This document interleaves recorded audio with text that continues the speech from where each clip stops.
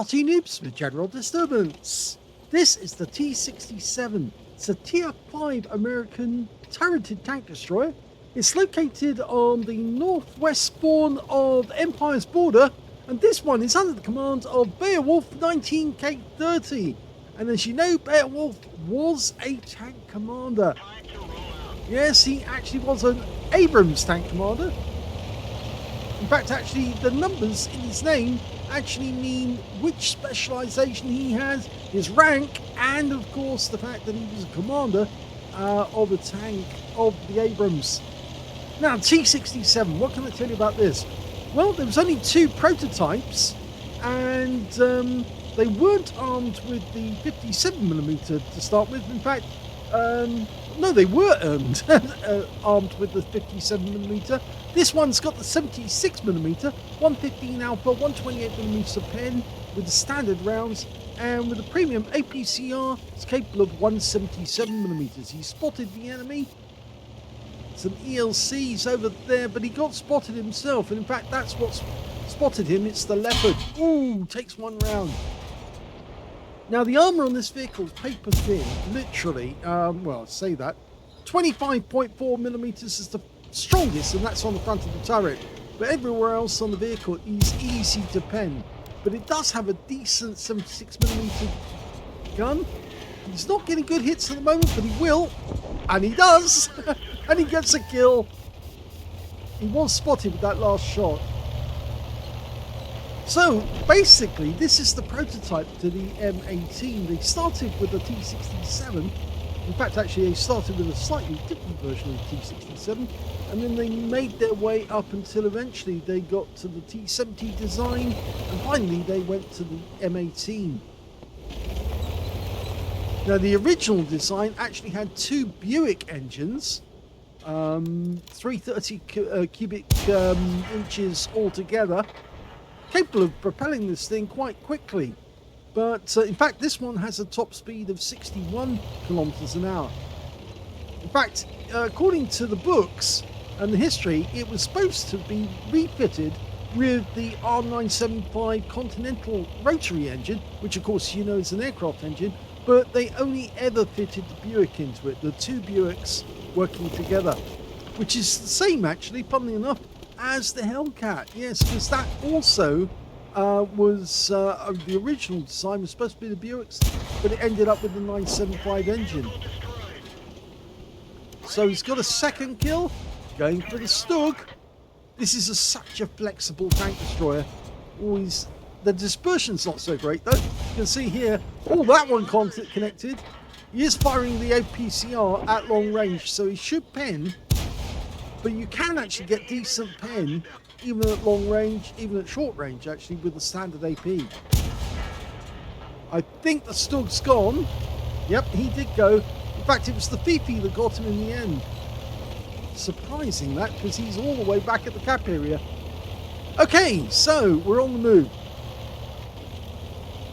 Now the T67 went through trials at the Aberdeen Proving Grounds. And they recommended that they take off the 57mm gun, which is of course the stock gun and one of the options, which of course is a 6-pounder gun, and instead they fitted the 76mm gun because it had much more penetration, a better gun all round. It's the M1 gun, and a lot of American hardware actually had the 76mm. It's a pocket rocket. It doesn't turn very well. It turns like a pig in terms of handling. But it's very quick to move about the map, and if you handle it correctly and you go from cover position to cover position, you can absolutely hammer the enemy. And the joint founder of What Arty Noobs, actually, I smell coffee dude, as his handle is IGM, and he actually showed me various games that he played where he earned pools medals in the T67. Okay, found another one. It's a Panzer IV Ausführung F2. He should be able to handle this guy. 2 shots. Nicely done. Yep, that's what we like to see. Big stars and stripes on the rear of the vehicle, because of course Beowulf is a commander, and of course he is American. And in fact, actually, Beowulf was the name of his tank. Yep, they all put a name on it. I seem to remember Beowulf actually had, I can't remember if the name was on the barrel or it was on the side of the tank. He did show me a picture of that tank. Now, we've kind of caught the enemy out here because they've gone a long way forward and they've left their base unattended except for the PP, and we're now going to proceed to take him out of the game. We're aiming for the gun shield, which of course is the weak spot. He's not responding, but he's now out of the game, and that's another kill, 4 kills now. If he jumps into the cap area, their T67 is going to have to respond and come back, because most of the other enemy tanks are just not going to be capable of getting back in time. So he's going to use the bushes, and the T67 on the enemy team will have to be the one that comes back, because none of the others can get that back that quickly. The KV-222 has no chance of driving back. Even the M10 RBFM would have difficulty driving back in time. But our AMX-13 FL11, instead of starting to cap, he's actually wandered off to try and find the enemy.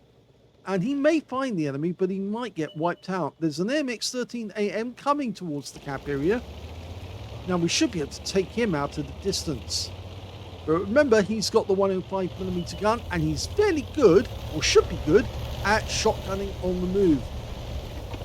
I've used one of those to take out a T3485M on the move, and the enemy T67 takes care of our AMX as I expected, and he's out the game. Now it's the AMX-13AM's chance, and remember that M10 RBFM is going to be coming up behind us. Oh, he missed. Yeah, he should have been driving towards us at high speed to get the shot. There's one more to kill, and thank you. And that is a Top Gun. And there's only 2 enemies left. The KV-220 is up at the other end.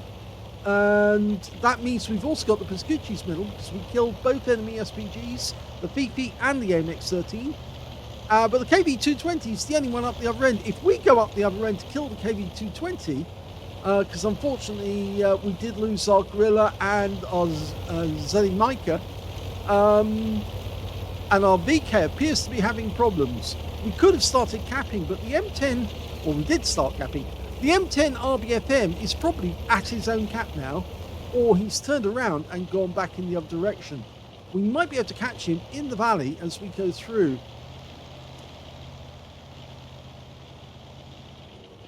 No, he's not here. So we might as well go towards our own cap. I suspect that the KV-220 will try to cap, but of course he's going to get reset multiple times. Oh, now he did take out the VK, and that leaves us alone against 2 enemy tanks.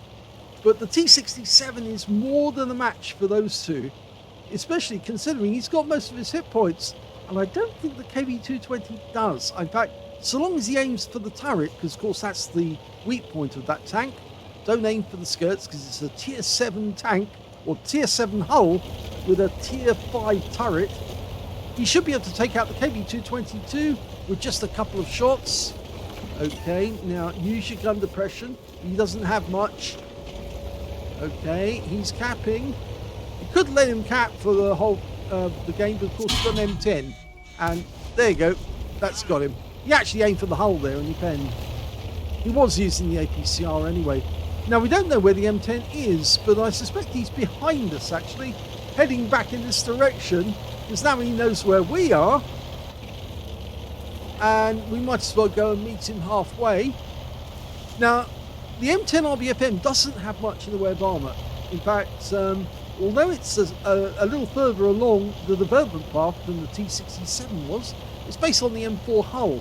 So it's got about the same armour configuration, and you should be able to take it out with a standard AP. You might not even need the APCR, but I suspect that Beowulf might actually just give him the benefit of the doubt and fire the APCR at him anyway, just to make absolutely sure that he picks up a Radley Walters medal, because that's where he's headed for. He's got 7 kills.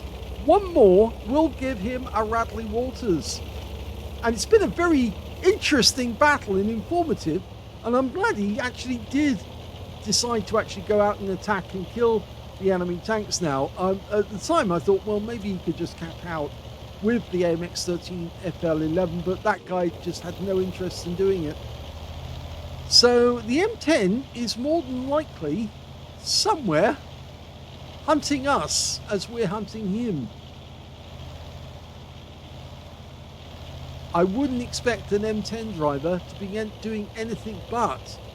He might be waiting for us to come back to the cap to ambush him. To ambush us, rather. So we're taking it carefully. And I hope he's going to stick to the right this time. Use the bushes, because if he goes to the left, he'll actually be slightly more exposed. Oh, he didn't. He's decided not to. And now he will be advertising to the M10 where he is. But we know the guy's not behind us. And we're now in the cap area and in the bushes, so we can't be seen at the moment. But as soon as that M10 does get back, he should be a two-shot.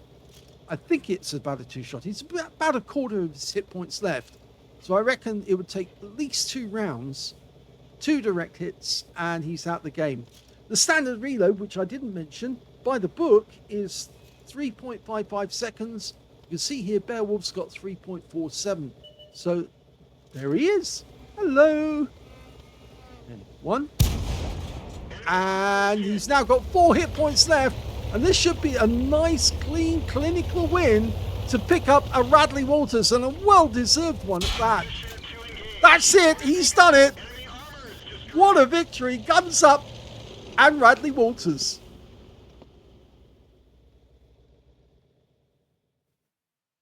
The last man standing got a first-class tanker. Beowulf 19K30 won the battle for his team in the T67. He got a fire for effect for doing more damage than hit points of his own vehicle. A duelist for taking down 2 tanks who damaged him. Pascucci's for killing both enemy SPGs, the AMX-13AM and the Fifi, the 105 FH-18B2. He got a Radley Walters medal for killing 8 enemy tanks in the game, and on top of that, he got a Top Gun for getting at least 6 kills. He didn't pick up the high caliber, but I think we can probably tell why. And yes, he actually named it Hero because he was the hero. He was the one who won the game for his team. Let's have a look at team score. And we can see the highest damage went to the KB222 on the enemy team. Yes, he bullied our guys with his big tier 7 hull, and of course managed to collect 1,661 hit points of damage. And of course he picked up a high caliber, a Pascucci's, duelist, fighter, and a fire for effect. So he got a collection of medals, but he did lose the game because he did allow them to perforate him enough. And of course, when Beowulf arrived, he just punched one shell straight through the side of the vehicle with APCR, and of course it went straight through.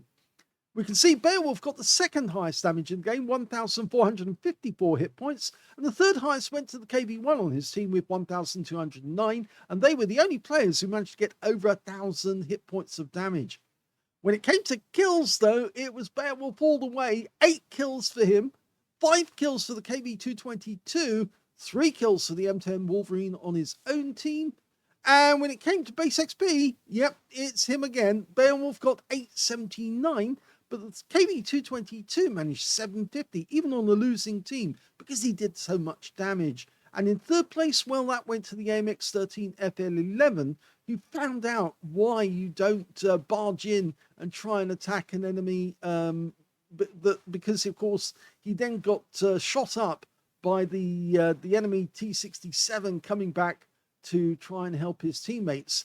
And yes, he should have realized that if Beowulf had as many kills as he did, then the enemy T67 could probably do the same to him, and he did.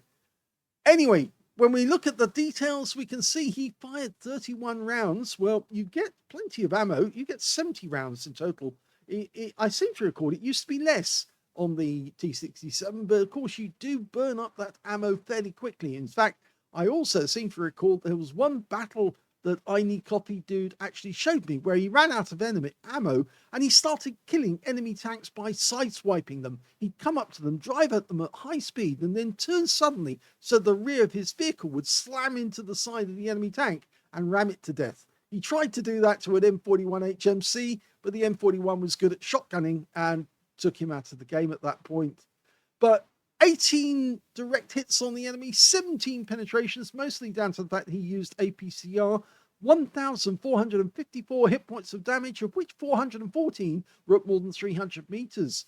He received 3 hits from the enemy, all 3 penned. As I said, this thing's paper thin on armor, so you have to watch out that nobody hits you with a fast-firing gun, because they will penetrate you with virtually every shot they do.